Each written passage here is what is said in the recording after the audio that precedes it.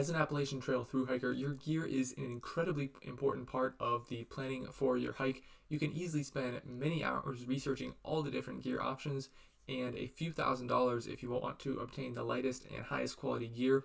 Before my through hike, I did make a video discussing all the gear I was planning to take and why I chose it, but in this video I'll be sharing how my gear changed throughout the trip and what gear I liked, what gear I didn't like, and if there was anything I had that I didn't need or anything I needed that I didn't have. But before we get into that, I did want to mention my channel is getting close to 1,000 subscribers. I need about 50 more as of the time of this recording, and according to YouTube's analytics, only about 50% of the people that are watching these videos are subscribed. So if you aren't subscribed yet, it would mean a lot if you did subscribe and help me reach that goal of achieving 1,000 subscribers on this channel. So I never really had any super major gear changes, but I did make a number of changes and additions along the way. Within the first week, I got a bug net and spare lighter that I didn't have before, and the bug net was just someone in the 100-mile wilderness just gave it to me because I had an extra, and it was super buggy, so that was really helpful, especially the first month and a half. And then my dad basically mentioned on the drive up there, I had no way of knowing if my lighter was low on fuel ever. So I did buy another little spare lighter in Monson at Shaw's hostel there. So I just had a spare if I needed it, and I never ended up needing it, but that was fine. And then after the White Mountains, which was about 3 weeks in, I did get a new pack cover. At least it was new for me. It was used just from the guys at the Hikers Welcome Hostel there, and that was somewhat helpful. And then a few days later in Hanover, I got a new phone because mine got pretty much water damaged in the White Mountains, and I ended up carrying both phones with me for about 2 weeks after that, before I shipped my old phone home. And 2 weeks after that in Fort Montgomery, New York, like I mentioned, I shipped my old phone home, and then I shipped a long sleeve shirt home and a pair of leggings that I had, just because it was getting warmer and I was getting further south and I didn't feel like I needed those. And then also in Fort Montgomery, I got a third pair of socks, which I actually got in the mail from my mom and aunt and uncle. They were in Germany at the time, and it was just a pair of socks my uncle really likes for hiking and stuff like that, so they figured they'd send them to me, and those were actually pretty nice socks. I like those. And then about halfway through the trip, I got a new headlamp because mine got water damaged again in the White Mountains, and I figured I should get a new one, even though at that point I wasn't using it all that much, or I didn't really need my headlamp all that much, but I definitely used it some throughout the second half of the trip, so that was helpful. And then about 8 weeks in, around day 55, I did get my first pair of shoes, my first new pair of shoes, that is, which was a Saucony Peregrine 13 shoe. And those didn't last all that long, honestly, because just about 2 weeks later on day 70, I got the La Sportiva Ultra Raptor 2 shoes and used those the rest of the trip. And then around day 66, that was in Daleville, I ended up buying a CNOC bladder, which was super helpful just for filtering water and carrying water. Definitely the best bladder I've had throughout the trip, and I would definitely recommend it. And then the last thing I got was on day 75, about 11 weeks in, I finally bought some gaiters for my shoes, and those were super helpful just to protect my feet. And honestly, probably should have bought those earlier. So that's pretty much all my gear changes I had throughout the trip. Like I said, nothing super major, but plenty of little things here and there. And then moving on to gear that I liked. So some of my big items were my sleeping bag and tent. You know, those are things that weigh more, and I really liked both of those. They worked out great. I had the Big Agnes Tiger Wall one-person tent, which my parents actually got me last year for Christmas, so that was awesome.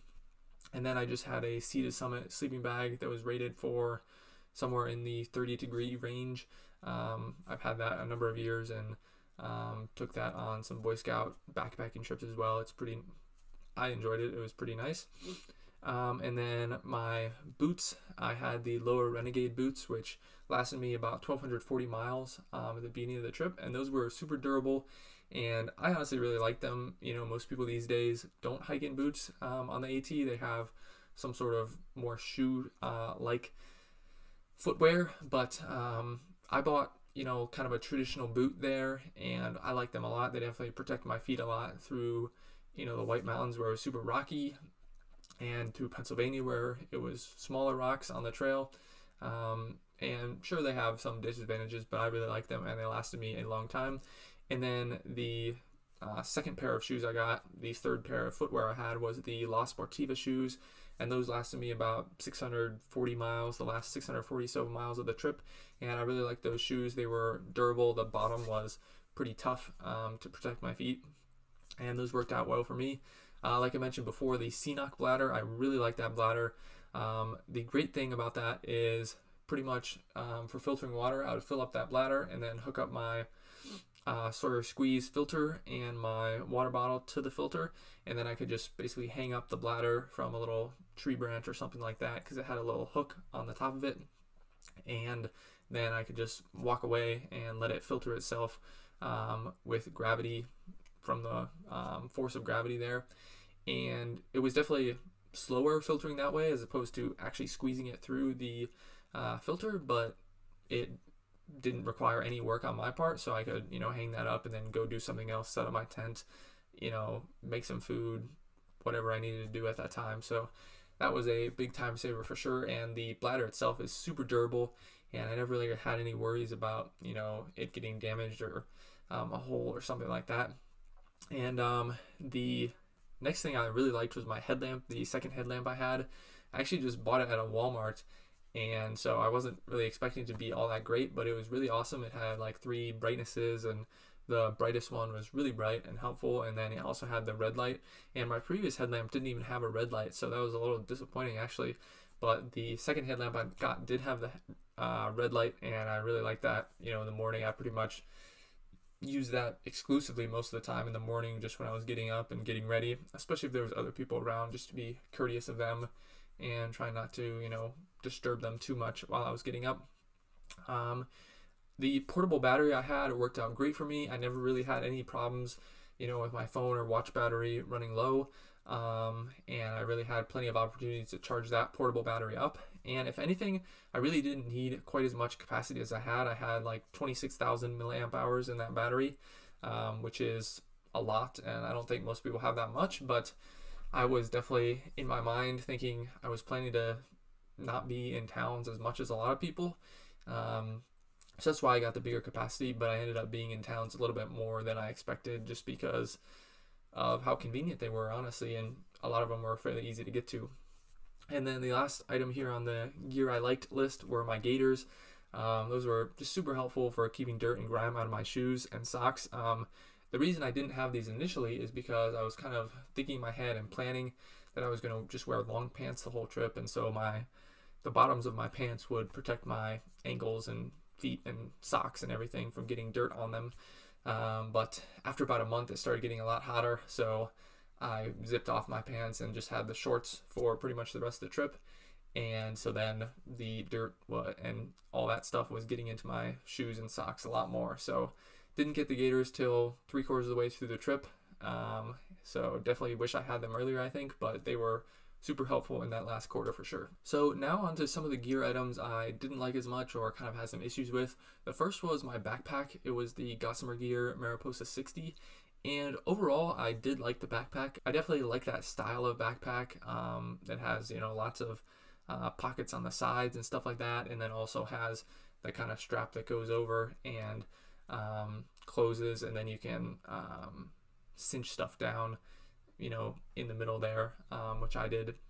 So I like that style of backpack, and it was super light, generally speaking, but it didn't seem super durable to me, and I had kind of some issues that I was getting nervous about at times, or a little bit worried. So there were some kind of tears and holes that formed in the corners of the hip belt pockets over time, and they just kept getting bigger and bigger. And then where the hip belt attached kind of to the backpack, there were some holes and things that ripped and were just getting a little worn down, which it's understandable for stuff to get worn down after 3-4 months on the trail, but some of that stuff seemed to be appearing pretty early in the trip. And my mom actually sewed some of it up a little bit, especially on the hip belt pockets, about halfway through the trip when she met me. And then those holes kind of formed again in the hip belt pockets, just in slightly different spots than she sewed. And then the one other thing is the sternum strap actually broke about 3/4 of the way through the trip, and I just ended up not replacing that. So all, not super huge deals, but I just felt that it wasn't as rough and tough as I expected it to be, I guess. And then the next item, my Saucony Peregrine shoes. These were definitely not the right kind of shoes for hiking the AT. When I bought them before the trip, I think I just looked up trail running shoes, and I should have looked up like shoes for hiking the AT, or when I found the La Sportiva, I'm pretty sure I just searched up best shoes for hiking the Appalachian Trail, and that's one of the models they had suggested. So the Saucony shoes just weren't super durable, and the bottom was just kind of rubbery, and after only like a week or so, I got this big rock stuck in the bottom, and it kind of made a hole and slit in the bottom of the shoe that really, it went through all the way through the shoe, all the way through the sole, and I never really had any pain or issues there, but I was a little worried that, if I got something jammed in there, it would really open that up and make that hole a lot bigger, and just cause me a lot of problems really quickly. So I just went ahead and got the next pair of shoes and moved on from there. So that was a little annoying, but totally my fault in not doing the proper research. And then my phone was sort of an issue, so through the White Mountains, I didn't do a good job of keeping it dry, and I didn't have any sort of case that protected it from water, so that kind of went out on me right after the White Mountains. And then a few days later in Hanover, I got a new phone, and basically I bought this screen protector phone case all in one that's waterproof and all sealed. The problem is, if it gets just the slightest bit wet, it's like super hard. The touch screen is not very responsive at all, and it's super hard to use. And so, if it's raining out and I'm trying to like record some videos or look at the map or something, it was just hard to use. And then, I'd try like wiping it off on my clothes or wiping my hands off on my clothes, but most likely my hands and clothes were also getting wet from the rain, so that oftentimes didn't work super well. So like I said, it wasn't a huge deal, but it was just something that was annoying and caused me some problems sometimes. And then another item here that didn't work out super well was my pack cover. The first pack cover I had was just really old and really didn't work at all. I put it on the first day when I had a little bit of rain and my stuff got all wet still. And then the second pack cover I got at the Hiker's Welcome Hostel. It was used when I got it. The guy just gave it to me, so it's not like I got ripped off or anything. It was a used pack cover, and they just gave it to me for free.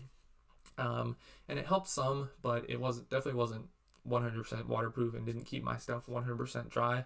But I did get a trash bag at Madison Spring Hut that I basically put all my stuff inside my pack. So everything inside my pack typically stayed completely dry because of the trash bag and pack cover together. But some of the stuff on the outside of the pack would still be a little bit wet from the pack cover, which was, again, not the end of the world, but a little bit annoying at times. And in terms of gear that I didn't have that I wish I had or needed, I don't think there was really anything that fits into this category that I needed or really wanted on the trip. The only things maybe in this category would be the gaiters and the CNOC bladder, because I just should have bought them earlier on in the trip. So I had a good portion of the trip without those items. And again, I didn't really need them, but they certainly made the trip a lot easier and better in little ways every single day. So if I bought them earlier, I would have enjoyed the benefits for longer. And in terms of gear I had but didn't need, for the most part, I didn't really have anything that I never used and didn't really need at all. There were a few items like my sunglasses and gloves that I recall only using once. So I used the sunglasses at Crazy Larry's when I was weed eating his yard, and I just used them as safety glasses because he didn't have any. And then I used the gloves one morning in Southern Virginia there when it was in the low 40s that morning. And so for me, I don't think, they were necessary, but I don't regret having them at all. They were both pretty light, and I did end up using them. I definitely would have survived without them, but like I said, I don't regret taking them. I think they were good to have in the case that I needed them. So when it comes to gear, in my mind, there's kind of three characteristics you're trying to balance and optimize, and those would be probably quality, affordability, and then weight of the gear. And for myself, I think I was pretty happy with the balance I struck between those items. For my gear on my thru hike, I spent just about $1,400 on the gear. That includes, everything I bought along the way. That counts as gear. And most of it, though, was before the trip. And I'm satisfied with that number. It's, I think, a little bit more than I was expecting to spend on gear, but not by all that much. And I definitely could have spent a lot more very easily. And in terms of weight, my base weight before food and water was just under 19 pounds, which I'm pretty happy with as well. That gave me, a max weight with, 6 days of food and, 2 liters of water that was still less than 40 pounds. And, most of the time I was a lot less below that because I didn't have a full 6 days worth of food all the time. So I think that definitely was a good aspect in terms of the weight. So like I said, I'm fairly happy with how my gear turned out. I think it worked pretty well for me based on, my goals and what I wanted to get out of the trip and kind of my hiking style. So let me know if you do have any additional questions about the gear I used or how it worked out for me. And I'd also love to hear if you had any different gear selections that you would have chosen in place of something that I used. So thanks for watching to the end of the video, and don't forget to subscribe if you haven't already. I'll see you all in the next one.